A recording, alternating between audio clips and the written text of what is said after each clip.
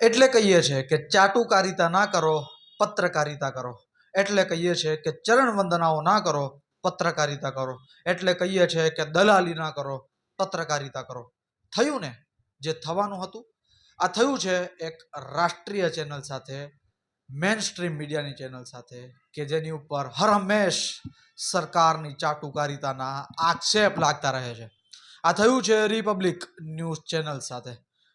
Republic news ચેનલના જે editor છે તેમનું નામ મને તમને કહેવાની જરૂર નથી. તે જે બૂમ બરાડા કરે છે તેના ભાગરૂપે તેમની ઉપર પહેલા પણ કેસ દાખલ થયેલા છે.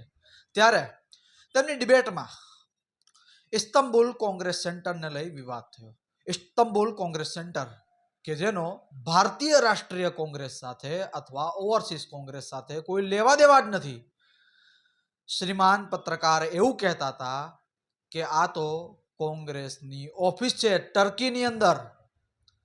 કહેતા તો આવું કહી દીધું, ડિબેટમાં બૂમ બરાડા પણ પાડી દીધા, પરંતુ હવે માફી માંગતા ફરે છે. કહી રહ્યા છે કે અમારાથી આ ટેકનિકલ મિસ્ટેક થઈ છે.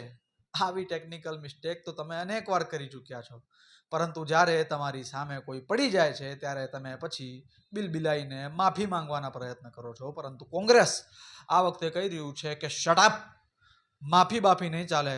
અમે તમને કોર્ટમાં ઘસડીને લઈ જઈશું. ત્યાં જે માફી માંગી હોય, જે સફાઈઓ આપવી હોય તે આપી દેજો. ત્યારે ચેનલ કહી રહી છે કે જ્યારે આ પત્રકારની ડિબેટ ચાલી રહી હતી ત્યારે ઇસ્તંબુલ કોંગ્રેસ સેન્ટરનો ફોટો કોંગ્રેસ સાથે જોડીને નહોતો બતાવવામાં આવ્યો. જ્યારે ડિજિટલ પર આ ડિબેટ એટલે કે યુટ્યુબ પર આ ડિબેટ મૂકવામાં આવી ત્યારે આ એડિટ કરવામાં આવ્યું.